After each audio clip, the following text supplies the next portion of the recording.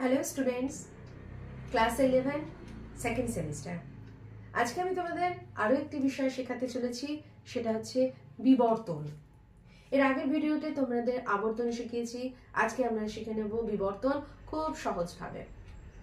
অমাধ্যম অনুমানের অনেকগুলো ভাগ আছে, অনেকগুলো প্রকার আছে, তার মধ্যে বিবর্তন একটা অন্যতম। তাহলে বিবর্তন হলো একটি অমাধ্যম অনুমান। অমাধ্যম অনুমানের বৈশিষ্ট্য কি? অমাধ্যম অনুমান হচ্ছে একটি আশ্রয় বাক্য থেকে সিদ্ধান্ত নির্গত হয়।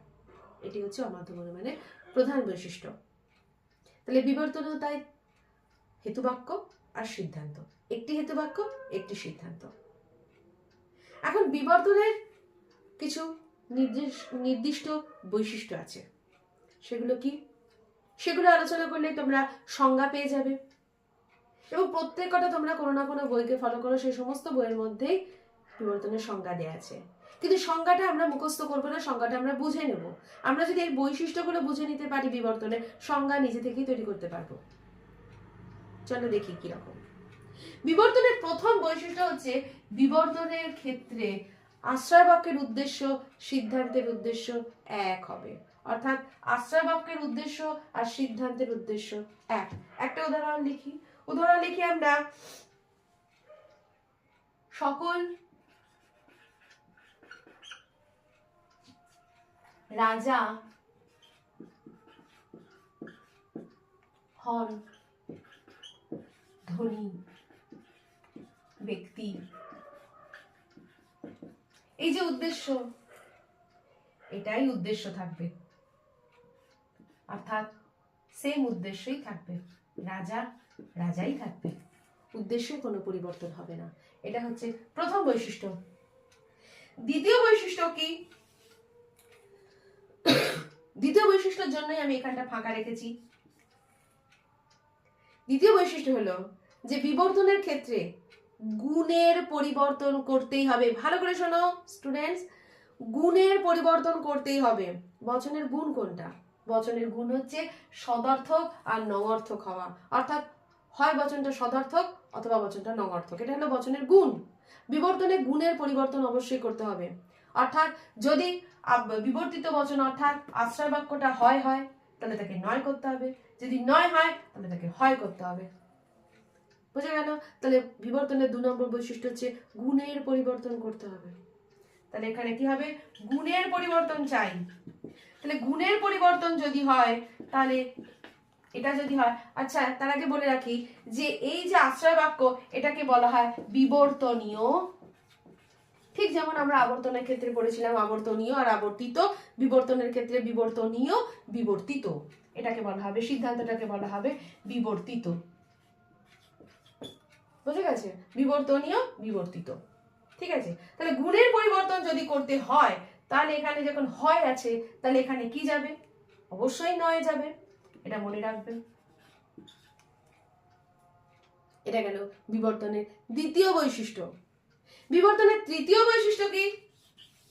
বিবর্তনের তৃতীয় বৈশিষ্ট্য হলো বিবর্তনের বচনের মধ্যে আর সিদ্ধান্ত আর আশ্রয় বাক্যের মধ্যে কোনো পরিমাণের পার্থক্য করা যাবে না। অর্থাৎ যদি বিবর্তিত বচনটা সামান্য হয়, সিদ্ধান্তকেও সামান্য রাখতে হবে। যদি বিবর্তিত বচনটি বিশেষ হয়, তাহলে সিদ্ধান্তকেও বিশেষ রাখতে হবে। অর্থাৎ এদের পরিমাণের কোনো পার্থক্য করা যাবে না। গুণের পার্থক্য হবে, পরিমাণের পার্থক্য হবে না। বুঝে গেছে? তাহলে এটা যেহেতু সকল আছে, সার্বিক আছে, তাহলে এটা কোন বচন যাবে? সার্বিক বচনই করতে হবে। তাহলে সকল আছে, এ বচন আছে, এটা কি বচন আছে? এ বচন আছে। তাহলে এটাকে কি বচন যেতে হবে? ই বচন যেতে হবে। তাহলে এখানে কি যাবে? কোনো। বুঝে গেল? তাহলে যেহেতু এটা সার্বিক এ বচন, সুতরাং এটা পরিমাণের পরিবর্তন করব না বলে আমাকে নিয়ে যেতে হচ্ছে ই বচন, কারণ দুটোই সামান্য বচন। গুণের পরিবর্তন করব বলে এটা হয়, তাই আমাকে নিয়ে যেতে হচ্ছে নয়। এটা গেল আমার 3 নম্বর বৈশিষ্ট্য। 4 নম্বর বৈশিষ্ট্যটা খুবই ইম্পর্টেন্ট। 4 নম্বর বৈশিষ্ট্য হচ্ছে পরিপূরক পদ। এই শব্দটার সাথেও কিন্তু তোমরা প্রথম পরিচিত হবে। এই বিষয়টা কি জেনে নাও। পরিপূরক পদ কাকে বলে? বিধেয় হিসাবে বসবে বিধেয় পরিপূরক পদ, তাই জন্য এখানটা ফাঁকা আছে। পরিপূরক পদ কাকে বলে? দেখো পরিপূরক পদ হচ্ছে, পদ দুই রকমের তোমরা পাবে, অনেক রকমের পদ পাবে, কিন্তু আমাদের আলোচনার বিষয় হচ্ছে দুটো পদ নিয়ে, বিপরীত পদ আর পরিপূরক পদ। পরিপূরক পদ হচ্ছে সেই পদ যেই পদটা মূল পদ আর পরিপূরক পদকে যদি একত্রিত করা হয় তাহলে সেই শ্রেণীটার সকল সদস্যকে বোঝানো হয়। যেমন ধরো যদি আমি ধ্বনি বলি, ধ্বনির একটা শ্রেণী আছে, ধ্বনি পরিপূরক পদ হচ্ছে অধ্বনি। পরিপূরক পদ লেখার সময় সবসময় এই অ লিখে হাইফেন দিতে হয়। ভালো করে লক্ষ্য করো, এই অ দেওয়ার পর হাইফেনটা কিন্তু অনেক জরুরি, কারণ অ দিয়ে কিন্তু অনেক বিপরীত পদ তৈরি করা হয়। যেমন মানুষ, মানুষের বিপরীত পদ হচ্ছে অমানুষ। মানুষ অমানুষ, এখানে কিন্তু এটা পরিপূরক পদ না, এটা কিন্তু বিপরীত পদ, কারণ এখানে কিন্তু হাইফেনটা নেই। বুঝে গেল? কিন্তু যখন অ হাইফেন মানুষ লিখবো তখন কিন্তু এটা পরিপূরক পদ হয়ে যাবে। বুঝে গেল? এই অ হাইফেন দিয়ে এটা মানুষ লেখাটা হচ্ছে পরিপূরক পদ, আর অ লিখে এমনি লেখা শব্দটা এটা কিন্তু বিপরীত পদ। তাহলে এই অধ্বনি, এই দেখো ধ্বনি আর অধ্বনি, এই দুটো পদকে যদি যুক্ত করা হয় তাহলে এই সমগ্র শ্রেণীটাকে কিন্তু বোঝানো হয়। এটাই হচ্ছে পরিপূরক পদ, অর্থাৎ মূল পদ আর পরিপূরক পদকে একত্রিত করলে সেই শ্রেণীটার সকল সদস্যকে তার ভেতরে ইনক্লুড করা যায়। যেমন ধ্বনি আর অধ্বনি, এর বাইরে আর কোনো কিছু পজিশন থাকতে পারে না, হয় ধ্বনি অথবা সে অধ্বনি। তাহলে বিবর্তনের চতুর্থ বৈশিষ্ট্য হলো এই যে বিধেয় পদটা হবে সেটা হবে বিধেয় পদের পরিপূরক পদ। সিদ্ধান্তে বিধেয় পদটা হবে আশ্রয় বাক্যের বা বিবর্তিত বচনের বিধেয় পরিপূরক পদ। অর্থাৎ এখানে ছিল ধ্বনি ব্যক্তি, বিধেয় পদ ছিল বিবর্তিত বচনে, সিদ্ধান্তে বিবর্তিত বচনে হবে ধ্বনির পরিপূরক পদ অধ্বনি ব্যক্তি। বুঝে গেল? এইবার দেখো এই যে বৈশিষ্ট্যটা আমরা করলাম, এই বিবর্তন প্রক্রিয়াটা সম্পূর্ণ শিখে ফেললাম, তার সঙ্গে এবার আমি সংজ্ঞাটা করে ফেলতে পারবো। কিরকম? বিবর্তন প্রক্রিয়া হলো এমন একটি অমাধ্যম অনুমান যেখানে হেতুবাক্য আর সিদ্ধান্তের কোনো গুণের পরিবর্তন করা হয় না, কিন্তু অবশ্যই পরিমাণের পরিবর্তন করা হয়, আর উদ্দেশ্য স্থান পরিবর্তন করে না। সিদ্ধান্তে বিধেয় পরিপূরক পদ হিসাবে, মূল পদের পরিপূরক পদ হিসাবে ব্যবহার করা হয়। এই প্রক্রিয়াকেই বলা হয় বিবর্তন। তাহলে এই গোটা বিষয়টা যেটা আমরা বৈশিষ্ট্যের মধ্যে শিখেছি, যেটা আমরা বিবর্তন প্রক্রিয়াটার মধ্যে শিখেছি, সেটাই সম্পূর্ণরূপে আমরা শিখে ফেলতে পারলাম।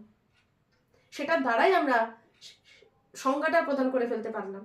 এবার যদি তোমরা বইতে পড়ো, দেখো একটা বইতে ফলো করে আমি বলছি, এখানে বলা আছে যে অমাধ্যম অনুমান প্রদত্ত বচনটির গুণের পরিবর্তন করে।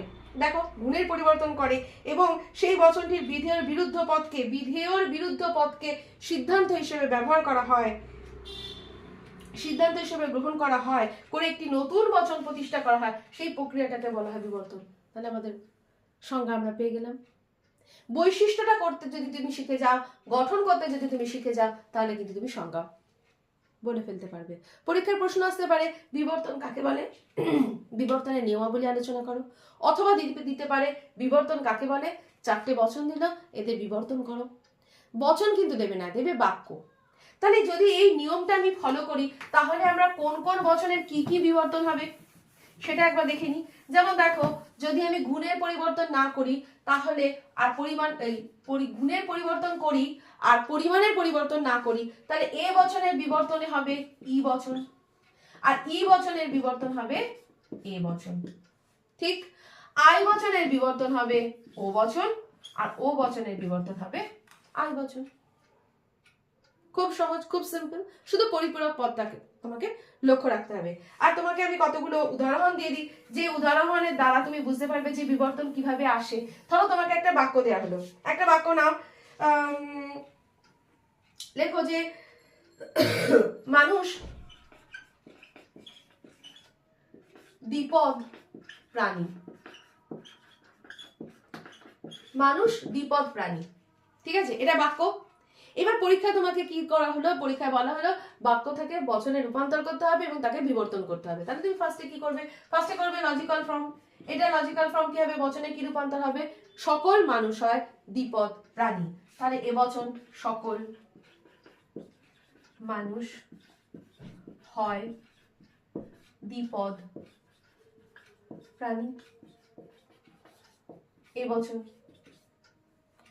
এটা বিবর্তনীয় বচন। এবার বিবর্তিত বচন কি হবে? বিবর্তিত বচন কি হবে? দেখো এ বচন আছে, এটা এ বচন আছে, তাহলে কি হবে? ই বচন। ই বচনে কি হবে? কোন